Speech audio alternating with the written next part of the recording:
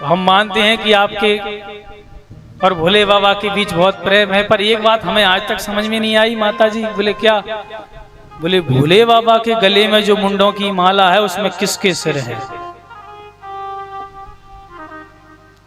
अब भवानी बेचारी सिर खुजलाने लगी, चक्कर में पड़ गई कि भोले बाबा ने सब कुछ बताया, पर ये आज तक ये नहीं बताया कि गले में जो मुंडों की माला है उसमें किसके सिर है, ये मुंड किसके है।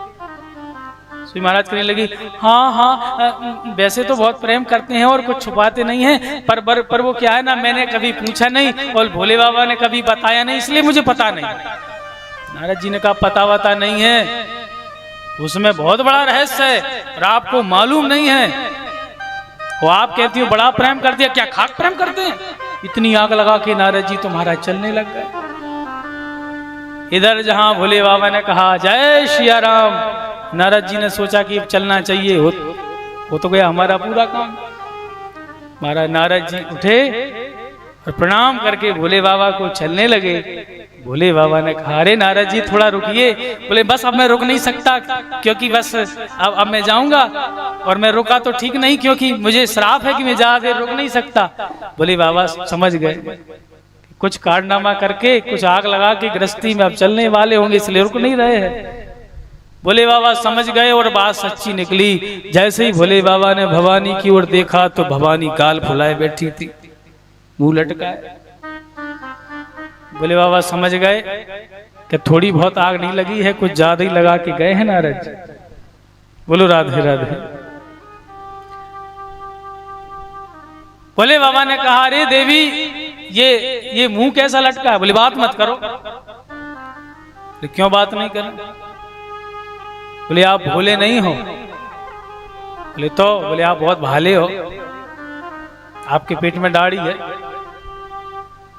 क्या मतलब?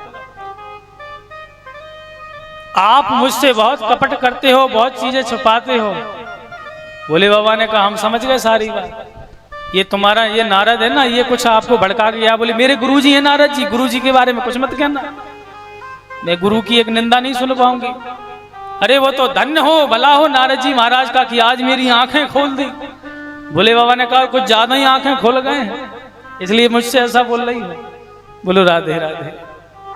अरे देवी बात क्या है? बोली बात इतनी सी है कि आपने मुझे आज तक नहीं बताया कि आपके गले में जो मुंडों की माला है उसमें किसके सिर है। भोले बाबा ने कहा लो ये भी कोई बड़ी बात है।